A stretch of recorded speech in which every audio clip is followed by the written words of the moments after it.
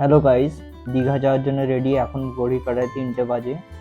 Bag আর helmet ready. বাড়ির সামনে ঠিক ওয়েদারটা এরকম, পুরো থমথমে পরিবেশ, পুরো চারিদিকে অন্ধকার, নিশ্চুপ একদম। ফাইনালি আমরা রাইড শুরু করব। কোনো এক্সপ্রেস ওয়েতে উঠে পড়লাম। একদম ফাঁকা রাস্তা, কেউ কোথাও নেই যেন। রাইড করতেও খুব সুন্দর লাগছে, ঝিমঝিমে পরিবেশ, রাস্তায় গাড়ি নেই, একদম শুনশান। ফাইনালি আমরা NH2-তে উঠে পড়লাম। রাইড করছি। ভোর ভোরের আবহাওয়া, সকালের আবহাওয়া বোঝা যাচ্ছে, আস্তে আস্তে সকাল হচ্ছে। রাইডের আলাদা ফিলিংসও আসছে।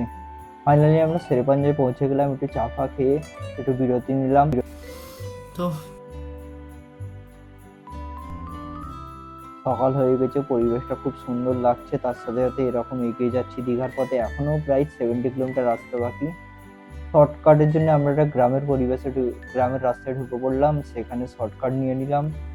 এখানে রাইড ভালোই স্পিডে বাইক চালানো যাচ্ছিল, কিন্তু গরু ছাগল রাস্তায় না এসে পড়ে, তার জন্য একটু স্পিডটা মেনটেন করতে হচ্ছে। প্রকৃতির সুন্দর প্রকৃতি, তার সাথে সাথে এইরকম একটা রাস্তা গ্রামের মাঝখান দিয়েও পরিবেশটা যা রাখছে না, তার সাথে সাথে রাইডটা মেনটেন করছি। মোটামুটি 50-60 স্পিড লিমিটে কন্ট্রোল করে যাচ্ছি। এখনো প্রায় 60 কিলোমিটার রাইড করতে বাকি দীঘা।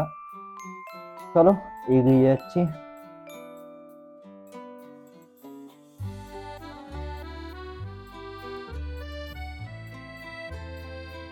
দীঘার মোটামুটি আর 40 কিলোমিটার বাকি।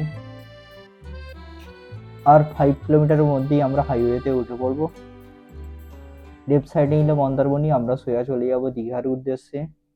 তো চলো, ফাইনালি আমরা হাইওয়েতে উঠে পড়লাম। দীঘার বেশ কাছাকাছি, আর মাত্র 30 কিলোমিটার রাইড করলে দীঘায় পৌঁছে যাব।